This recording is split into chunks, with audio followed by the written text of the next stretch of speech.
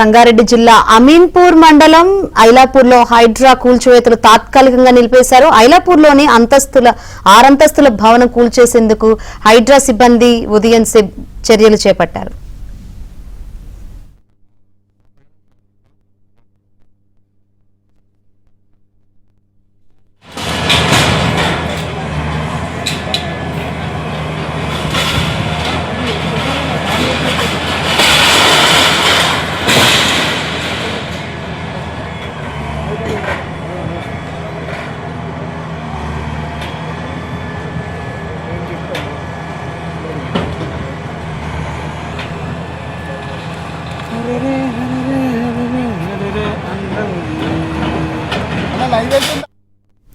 సంగారెడ్డి జిల్లా అమీన్పూర్ మండలం ఐలాపూర్లో హైడ్రా కూల్చివేతలు తాత్కాలికంగా నిలిపివేశారు. ఐలాపూర్లోని ఆరంతస్తుల భవనం కూల్చేసేందుకు హైడ్రా సిబ్బంది ఉదయం చర్యలు చేపట్టారు. ప్రభుత్వ ఇనాం భూముల్లో ఈ భవనాన్ని అనధికారికంగా నిర్మించినట్లు హైడ్రా తేల్చింది. వివాదాస్పద భూముల్లో నిర్మించిన క్రిస్టల్ డెవలపర్స్ అపార్ట్మెంట్ వాసులను హైడ్రా అధికారులు ఖాళీ చేయించారు. ఉదయం కాసేపు బిల్డింగ్ ను జేసీబీలతో నేలమట్టం చేశారు. అయితే స్థానికులు తమకు ఖాళీ చేసేందుకు సమయం ఇవ్వాలని కోరడంతో కాసేపు కూల్చివేతలు నిలిపివేశారు.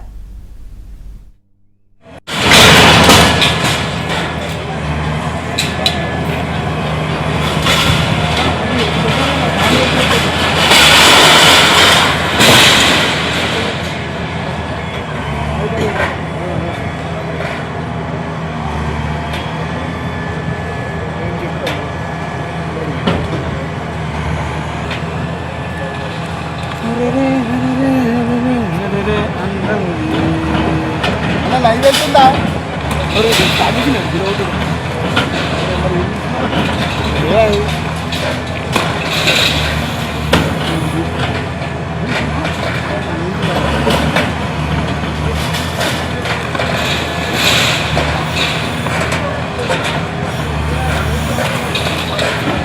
మనుషున్నారు కానీ అట్లనే గురవుతుంది.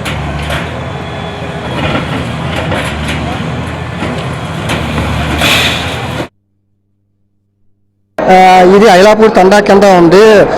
ఇది గవర్నమెంట్ ల్యాండ్ అని హైదరాబాద్ కూల్చేస్తున్నారు అని చెప్తున్నారు. కానీ దీంట్లో చాలామంది రెంట్ కొంటున్నారు, ఓనర్స్ ఉంటున్నారు. ఆ విషయం తెలియదు. బట్ వాళ్ళకి కనీసం టైం అని ఇవ్వకుండానే ఇమీడియట్గా వీళ్ళు కూల్చేతలు అనేవి స్టార్ట్ చేశారు. కానీ నా ఉద్దేశం ప్రకారం వాళ్ళకి కొంచెం టైం ఇచ్చి వాళ్ళ సామాన్ తీసుకెళ్ళి వేరే చోటకి షిఫ్ట్ చేసుకునే సమయం ఇస్తే బాగుంటుంది. చాలామంది అక్కడ చూడండి, పిల్లలు ఉన్నారు, చిన్నపిల్లలు ఉన్నారు, పెద్దవాళ్ళు ఉన్నారు. ఇదైతే బాగాలేదండి, నాకైతే మంచిగా అనిపించలేదు.